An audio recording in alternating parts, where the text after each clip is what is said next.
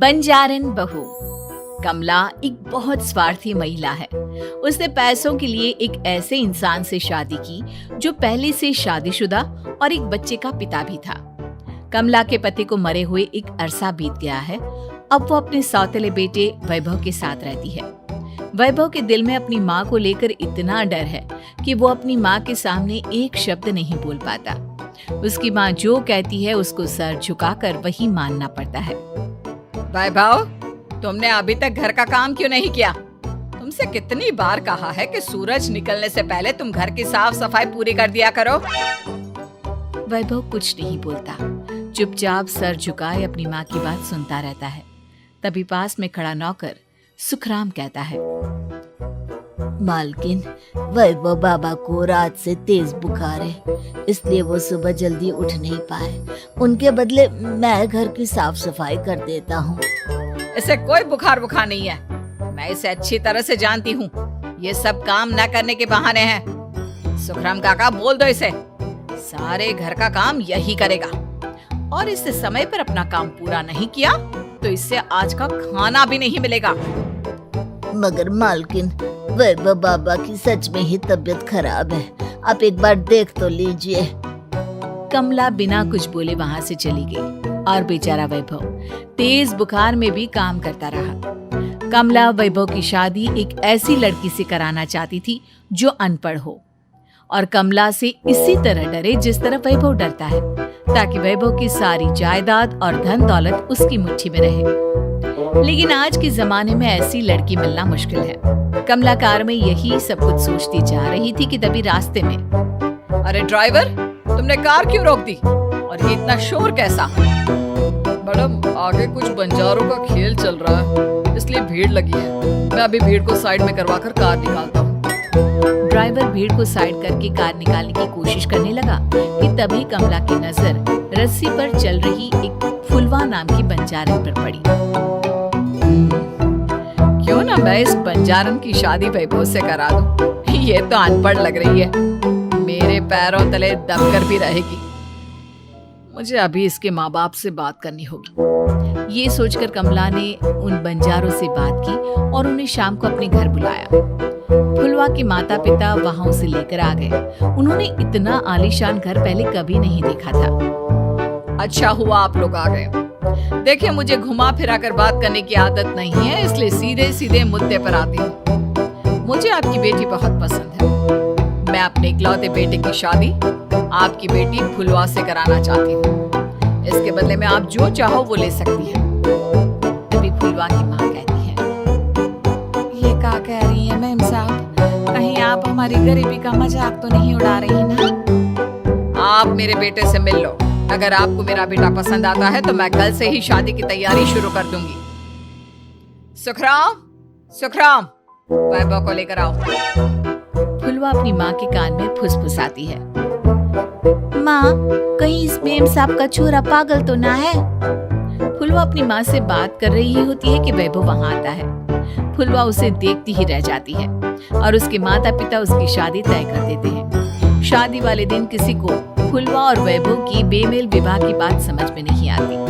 फिर भी एक औरत कमला से पूछ ही लेती है, कमला जी, आपने अपने इकलौते बेटे की शादी देहाती गवार से क्यों करा दी? ये बंजारन आपके घर की बहू बनने लायक तो नहीं है। कम से कम अपने स्टेटस का ही ख्याल कर लिया होता। बहू तो अपनी टक्कर की ला दी, आपने तो बंजारन को ही बहू बना लिया। अब कमला को समझ में नहीं आ रहा था कि इस बात का क्या जवाब दे। वो कुछ देर चुप रही और सोच समझ कर कहती है, बहन जी, आपको तो पता है आजकल के बच्चे किसी की बात कहाँ सुनते हैं।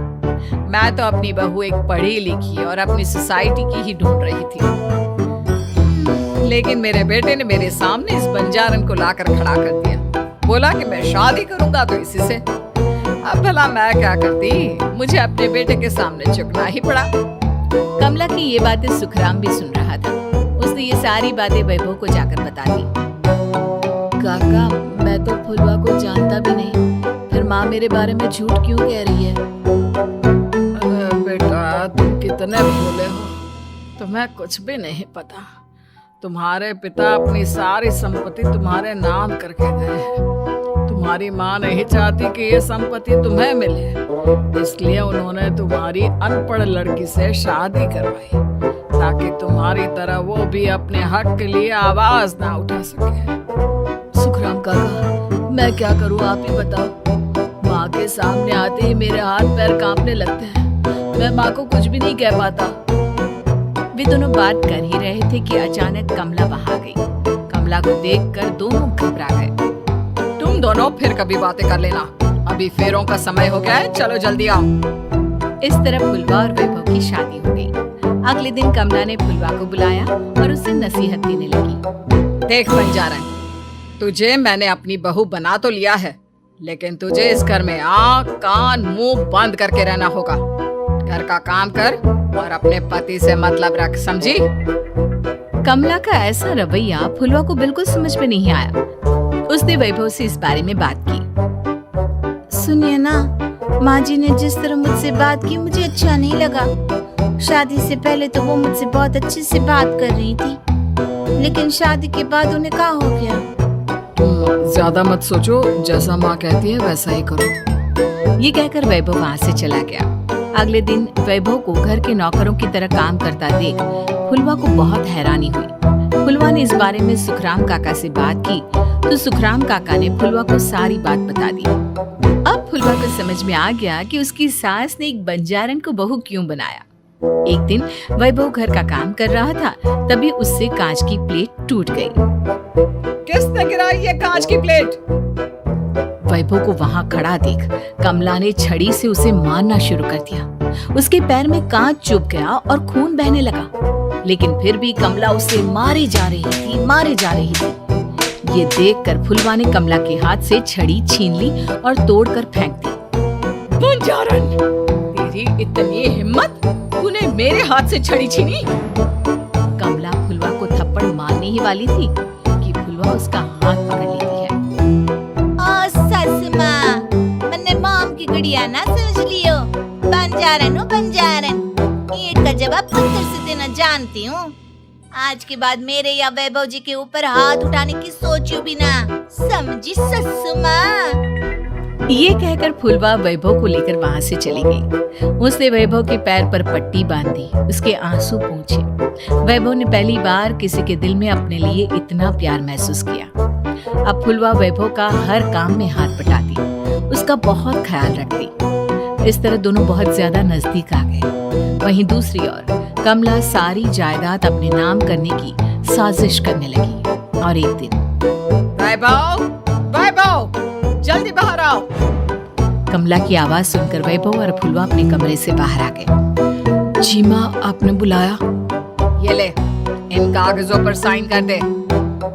वैभव कागजों पर साइन करने ही वाला था कि फुलवा वैभव के हाथ से पेन छीनकर कहती है, ना वैभव जी, आप इस पर हस्ताक्षर नहीं करेंगे। आओ बंजारे, मैं तुझसे बात नहीं कर रही। ये बात मेरे और मेरे बेटे के बीच की है। चुपचाप पेन दे दे, नहीं तो तेरी खाल उधेड़ दूंगी। सस माँ, बंजारन की खाल इतनी भी ढीली ना होवे कि कोई भी उधेड़ लेवे। जो यकीन ना आता हो तो देख ले उतार के। और हाँ, बंजारन जरूर हूँ पर अनपढ़ ना हूँ। मैंने भी पता है कि किसी भी कागज पर साइन करने से पहले उसे अच्छी तरह पढ़ लेवे। पेन देती है या नहीं? ये कहकर कमला फुलवा को मारने आई तो फुलवा ने कमला को धक्का दे दिया और वो नीचे गिर गई। कमला डरकर वहां से भाग गई। अब फुलवा ने वो कागज उठाए और वैभव के साथ सीधा वकील के पास चली गई। वकील ने वो कागज देखे और फुलवा को बताया, वैभव के पिता की सारी जायदाद और संपत्ति वैभव के नाम है, लेकिन वैभव की सौतेली माँ इस संपत्ति को अपने नाम कराना चाहती है, इसलिए इन कागजों पर वो साइन करा रही थी। तो अब हमें क्या करना चाहिए वकील साहब? वकील ने फुलवा और वैभव को सब कुछ अच्छी तरह से समझा दिया। अब दोनों घर पर पुलिस को लेकर पहुंचे। कमला पुलिस को देखकर घबरा गई। पुलिस ने कहा, आपके नाम की कंप्लेंट हुई है, आपको हमारे साथ थाने चलना होगा। कंप्लेंट? कैसे कंप्लेंट? आप अपने सौतेले बेटे पर बहुत अत्याचार करती हो। धोखे से सारी जायदाद अपने नाम करा रही हो। अब नहीं इंस्पेक्टर साहब, जरूर ये मेरी बहू की कोई साजिश है। इसने गलत कंप्लेंट की है। मैडम, शिकायत आपकी बहू ने नहीं बल्कि आपके बेटे वैभव ने की है। कमला वैभव का नाम सुनकर दंग रह गई। जिस बेटे ने कभी उसके सामने सर नहीं उठाया था, आज वही बेटा उसके सामने पुलिस को लिए आया है। वैभव, तुम्हारी इतनी हिम्मत कि तुम पुलिस को ले आए? हाँ माँ, मैं लाया हूँ पुलिस को, और मेरे अंदर इतनी हिम्मत कभी ना आती अगर फुलवा मेरा साथ ना देती। आपने बंजारन बहू को लाकर अपने ही पैर पर कुल्हाड़ी मारी है माँ। मैडम, अब की बात खत्म हो गई हो तो चलो हमारे साथ।